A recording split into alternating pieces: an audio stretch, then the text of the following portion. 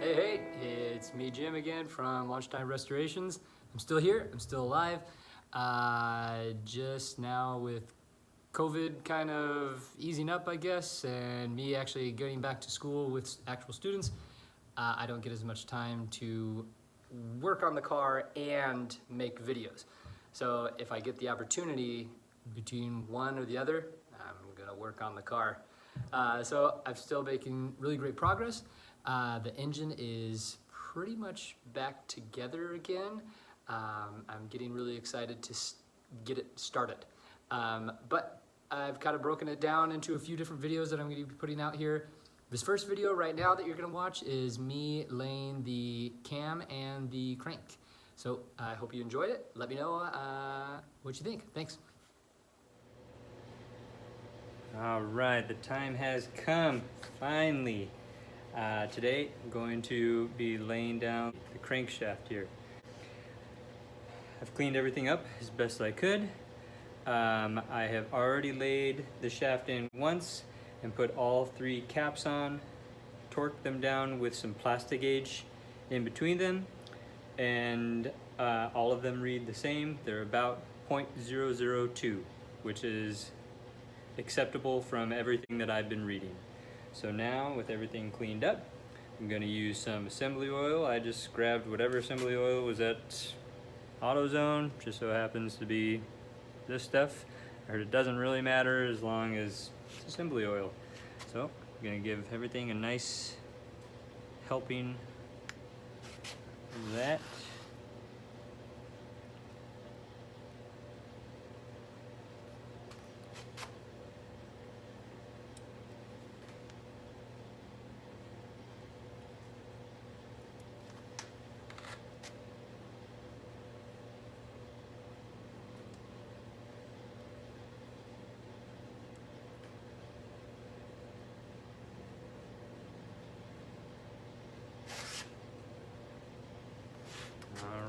Now I'm going to do the same thing to the shaft itself.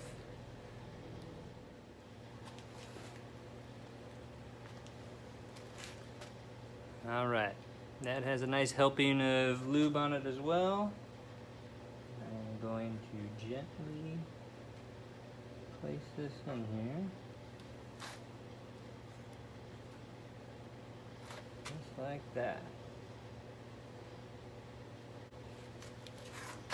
Alright, also we're going to give the caps a nice healthy coating of lube as well.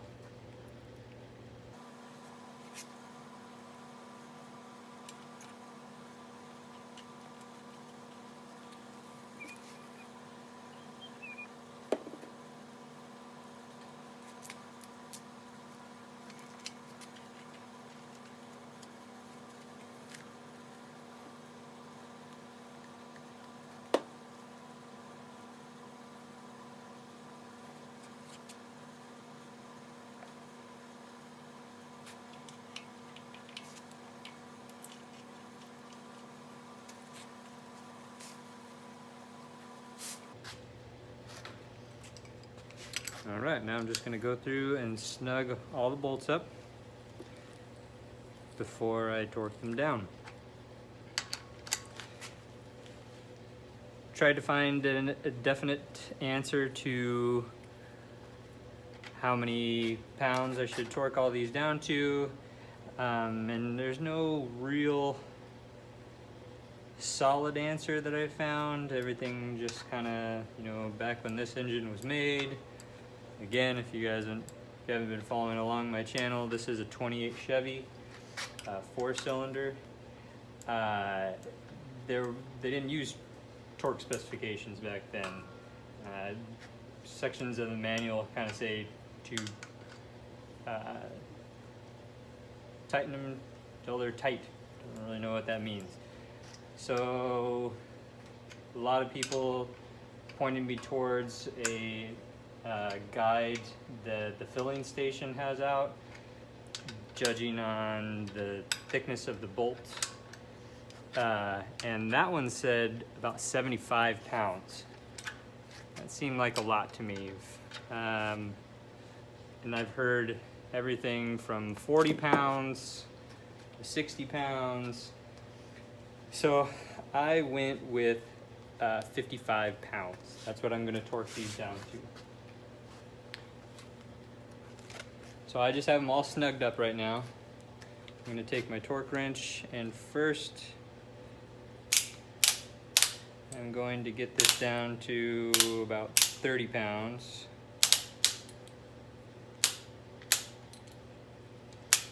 I'll do it. 30 pounds, and then once I get them all to 30, I'm gonna take them all the way down to 55.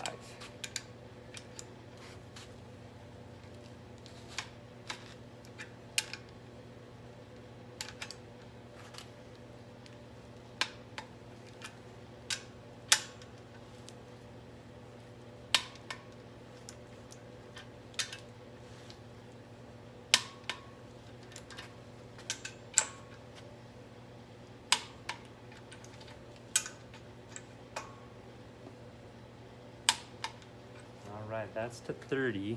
Let's see how this guy moves. Cool. It's not binding up. All right.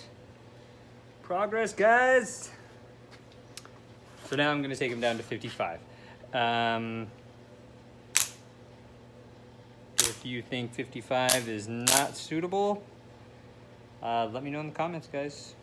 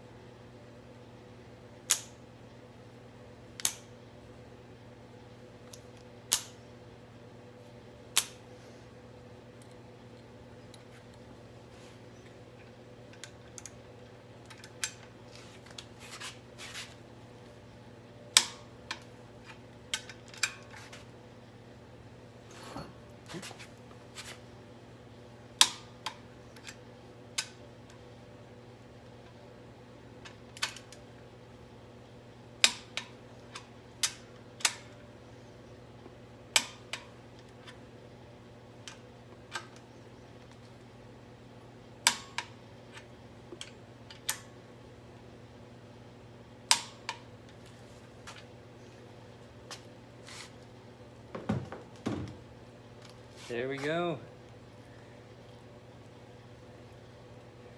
Down to 55 pounds. And it is spinning freely.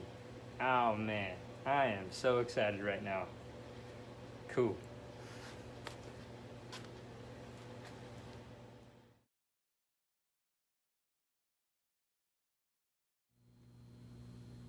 So this is the front of the engine. I wanted to kind of show you this before I put the cover plate back on.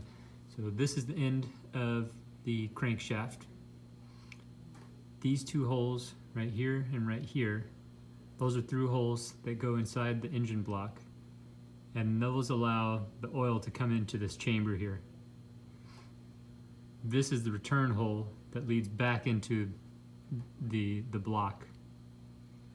I put this plate back on here. This hole lines up with this little spigot, I guess you'd call it, and that drains or allows oil in to the timing gears, and that's the only access point for lubrication of those timing gears. This hole right here, that is the camshaft bearing. I should note that I'm getting all this information from the Vintage Chevrolet Club of America, their website. If you go onto their forums, go down to Tech Talks. Under Tech Talks, there's a 28 engine rebuild, and a person has gone through and they documented step by step what they did with their 28 four-cylinder. So I'm getting all this information from there. So I can't take all the credit for all this knowledge. Like I said at the beginning, I'm new at this, and luckily I had that resource. So if you haven't checked out the VCCA, check them out. There's a lot of great resources, a lot of knowledgeable individuals there that could really help out with your project. So now I'm going to flip this back around and we're going to put the camshaft in today. Yep. Before we put the camshaft back in, we need to put this plate back on here. Okay, so got this,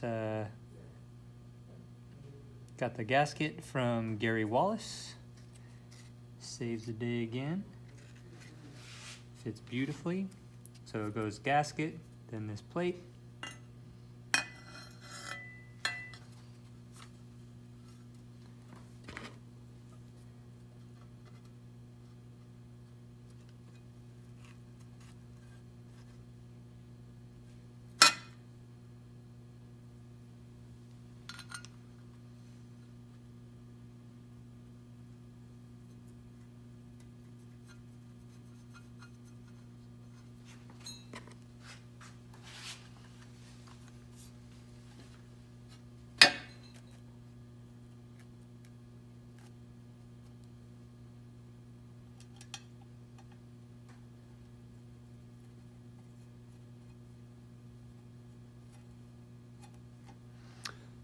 So the person who owned this engine before me did get into the motor.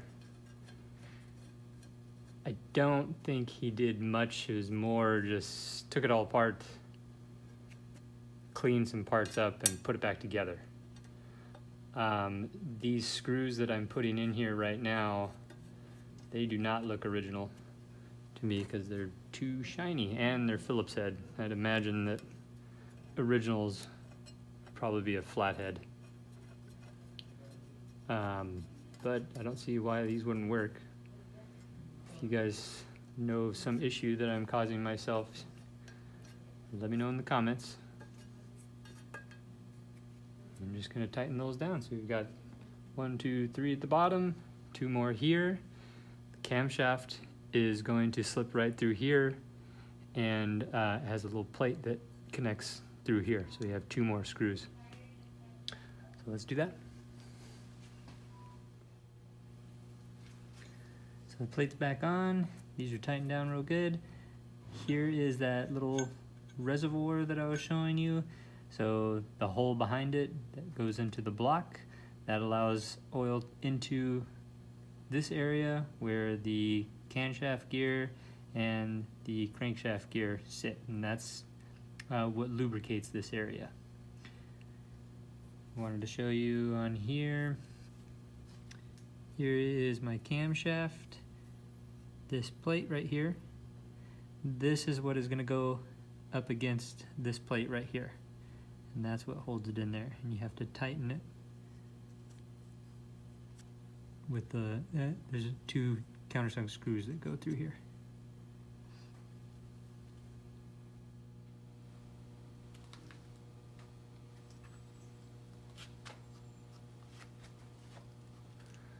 All right, I've got a nice healthy coating of assembly lube on the shaft and also in all 3 of the bearings there. So now I'm just gonna very carefully slide this in.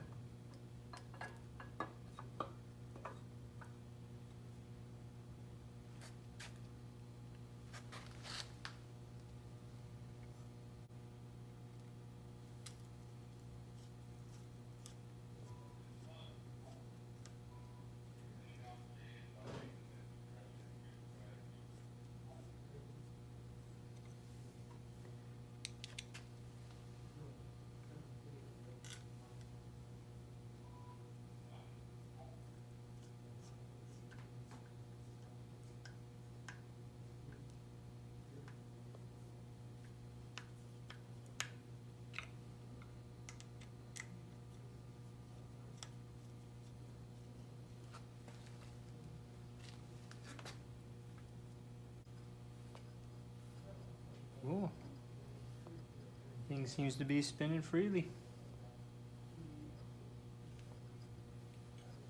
Just wanted you to get a look at the camshaft that is in place now. One bearing, little bearing here. There's where the oil pump goes. And then the last bearing here. And everything seems to be turning.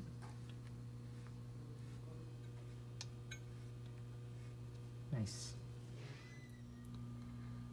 So I'm getting ready to put the crankshaft gear on. There's a couple important markings that we need to find. Okay, on the camshaft gear, you can see it. It's marked on the tooth. It's stamped with a little line right there. On the crankshaft gear, it's marked in the middle of one of the valleys. It's got a little punched thing right there. And those need to line up. If you don't have those lined up, your engine's not going to work properly.